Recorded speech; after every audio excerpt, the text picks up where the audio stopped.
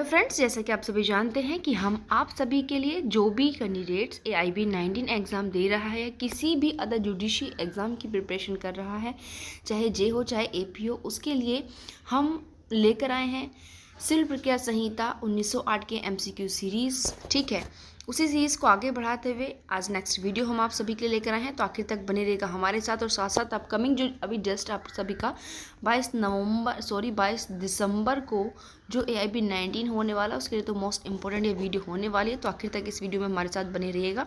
और अगर कोई इंपॉर्टेंट एक्स्ट्रा फैक्ट आता है या फिर कोई भी केस लॉ आता है तो आप उसको रिटर्न कर लीजिएगा, क्योंकि आप सभी के लिए बहुत ही हेल्पफुल होने वाली वीडियो। क्वेश्चन है हमारा, दीवानी प्रक्रिया के वो कौन से प्रोविजंस हैं जिनमें एक सुप्रीम कोर्ट किसी केस को ट्रांसफ़र कर सकता है। जी हाँ, इस क्वेश्चन में पूछा गया है कि जो सुप्रीम कोर्ट है उसको CPC के अंतर्गत मामलों को ट्रांसफ़र करने की पावर कहाँ दी हुई है। तो सिंपल है, देखिए सेक्शन 25 के अंतर्गत दी हुई है।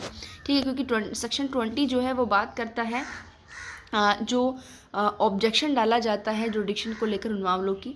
सेक्शन 12 जो है वो अतिरिक्त जो केस होता है उसको बाहर करता है। और सेक्शन 15 जो है बताता है कि जो निम्नतम श्रेणी का न्यायालय होगा जो सक्षम होगा मामले को सुनने के लिए, उसमें सूट फाइल किया जाएगा। ठीक है, तो यहाँ पर देखिए एक क्वेश्चन के साथ आपके 3 क्वेश्चन जो है सेक्शन कंप्लीट हो गए हैं। नेक्स्ट है दीवानी प्रक्रिया, जैसे कि हमने अभी पढ़ा सेक्शन 25 में सुप्रीम कोर्ट के मामलों को ट्रांसफ़र करने की पावर है, तो वो यहाँ पर पूछें कि सेक्शन 25 क्या प्रावधान करते हैं। तो बिल्कुल आप आसानी से इसको लगा सकते हैं। वादों के अंतरण करने की सुप्रीम कोर्ट की शक्ति, वादों के अंतरण की हाई कोर्ट की शक्ति। तो यहाँ पर मेनली आप बिल्कुल ऊपर वाला क्वेश्चन पढ़ के नीचे वाले को अपने आप समझ गए होंगे। राइट ऑप्शन होगा इसका A, कि सेक्शन 25 में सुप्रीम कोर्ट के मामलों को ट्रांसफ़र करने की शक्ति के बारे में बात की गई है।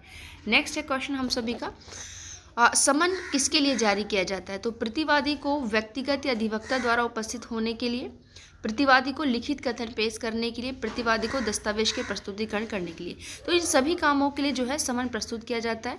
ठीक है, और सेक्शन 27 जो बात करता है CPC का समन के संबंध में बात करता है। तो यहाँ पर राइट ऑप्शन होगा D।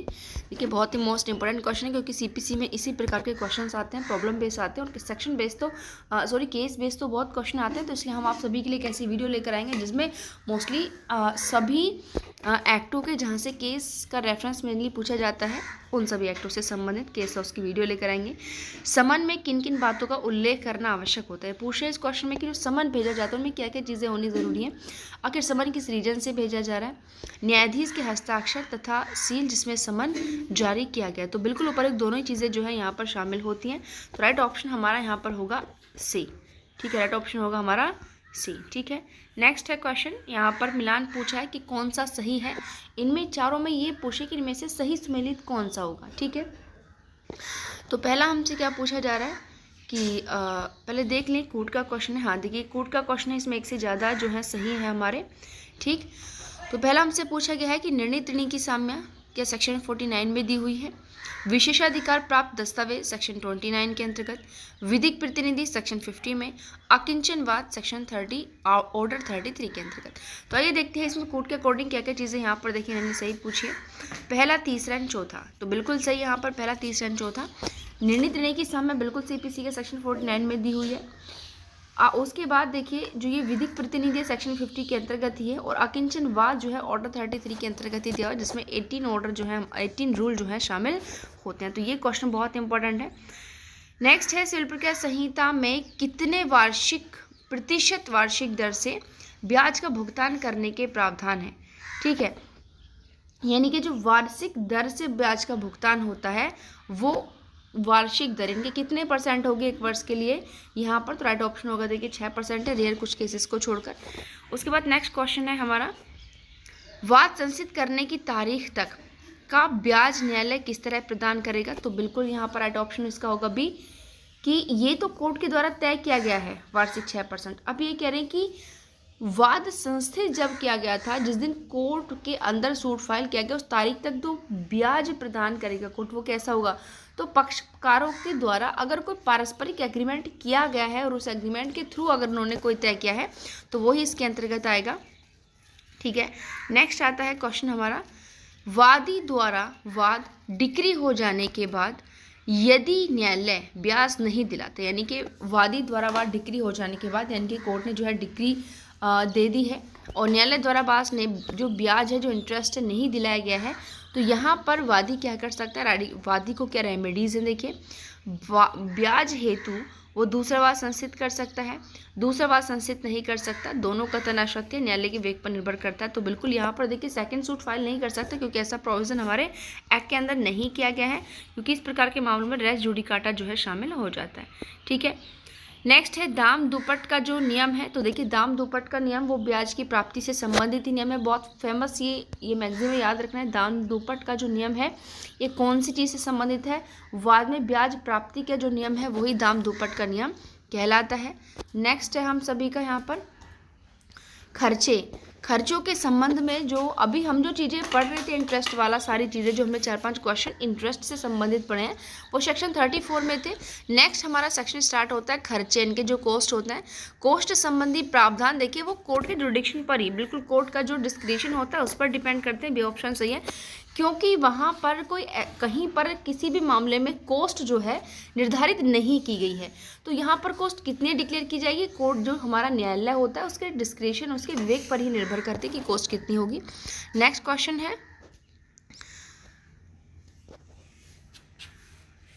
न्याय डिक्री पर किसके द्वारा अमल दरामद कराया जाएगा, तहसीलदार द्वारा, जिलाधीश द्वारा, जिला जज द्वारा, या तो इसके पारित करने वाले न्यायालय के द्वारा या उस न्यायालय द्वारा जिसे वो भेजी गई। बिल्कुल अमल दरामद का मतलब होता है जो डिग्री एग्जीक्यूट कराई जाती है, कि डिग्री भाई पारित तो होगी बट पारित होने तक ही सीमित थोड़े ना, अब उस डिग्री को एग्जीक्यूट भी तो कराना है भाई।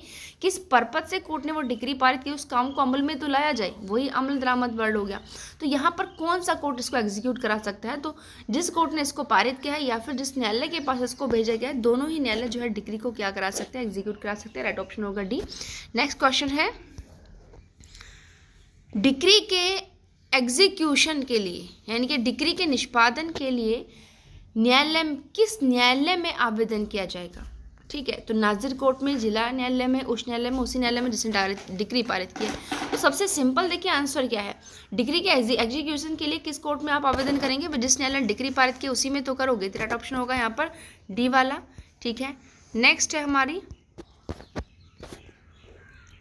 नेक्स्ट क्वेश्चन है दंड प्रक्रिया संहिता की धारा 38 के अंतर्गत एक डिक्री का एग्जीक्यूशन निम्नलिखित में से किस न्यायालय के द्वारा किया जा सकेगा। ठीक है, यहाँ पर देखिए इन्होंने यहाँ पर ये गलत दे दिया है, दंड प्रक्रिया संहिता नहीं पढ़ रहे हम, सिविल प्रक्रिया संहिता पढ़ रहे हैं। तो उसके सेक्शन 38 के अंतर्गत जो है एक डिक्री का एग्जीक्यूशन कौन सा कोर्ट कर सकता है। तो यहाँ पर है हमारे पास मेनली 3 ऑप्शन है, चौथा हमसे कह रहे हैं कि उपरोक्त सभी हैं, उच्च न्यायालय द्वारा, जिला न्यायालय द्वारा, या तो उसे पारित करने वाले न्यायालय द्वारा। तो सिंपल आप इस क्वेश्चन का आंसर आप बिल्कुल समझ गए होंगे भाई, डिग्री का एग्जीक्यूशन वही तो कोर्ट कर सकता है। अब यहाँ पर सेक्शन बताया गया, ये चीज़ें सेक्शन 38 में दी गई सीपीसी के में, कि या तो उसे पारित करने वाला न्यायालय या वो न्यायालय जिसको वो ट्रांसफर की गई, दोनों में से कोई भी कोर्ट डिग्री का एग्जीक्यूशन करा सकता है। सेक्शन 38 के अंतर्गत ऐसा प्रोविजन क्या कहता है, अडॉप्शन होगा इसका सी। नेक्स्ट आता है क्वेश्चन हमारा सॉरी एवरीवन, निर्णय के पूर्व प्रतिवादी की गिरफ्तारी का आदेश कब दिया जा सकता है।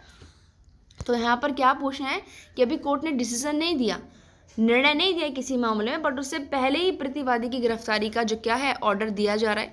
सबसे पहले हम आपको बता दें इस प्रकार का प्रोविजन हमें ऑर्डर 38 में पढ़ने के लिए मिलता है, बट यहाँ पर कंडीशन क्या है देखिए, जब प्रतिवादी या तो फरार हो गया है या वो ऐसा काम कर रहा है जिसमें जो ट्रायल उसके खिलाफ चल रहा है उसमें विलंब हो सकता है, या वो कोर्ट की जो उसने प्रोसेस क्या है कोर्ट ने आदेशिका दी है उससे बचने की कोशिश कर रहा है। तो ये तीनों ही जो ग्राउंड्स है, तीनों ही ग्राउंड्स जो हैं प्रतिवादी की निर्णय से पहले गिरफ्तारी के संबंध में बात करते हैं, तीनों ही ग्राउंड्स है। तो यहाँ पर राइट ऑप्शन हमारा डी होगा, जो ये बात करता है कि उपरोक्त तीनों ही सही हैं।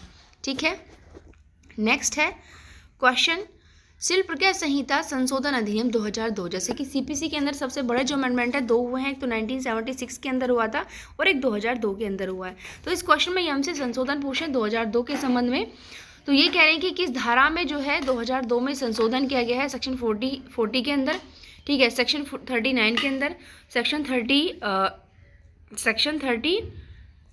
के अंदर या सेक्शन 39 के अंदर। तो बिल्कुल यहाँ पर राइट ऑप्शन होगा 39। जब आप डायरेक्ट पढ़ते होंगे तो उसमें आपको बिल्कुल नीचे लिखा हुआ रहता है सभी में कि इस सेक्शन में कब संशोधन किया गया है। और ये भी चीज़ ध्यान रखिएगा, AIB के अंदर जो है मैं पहले भी कई बार बता चुकी हूँ केस लॉस का एंड जो फैक्चुअल बेस्ड क्वेश्चन होते हैं उनका, प्रॉब्लम्स का और साथ ही साथ संशोधन भी बहुत डीपली यहाँ से पूछा जाता है। तो जब भी आप लोग डायरेक्ट रीड करें तो प्लीज़ ध्यानपूर्वक सभी जो भी अमेंडमेंट है सबको अच्छे से देखते रहिएगा।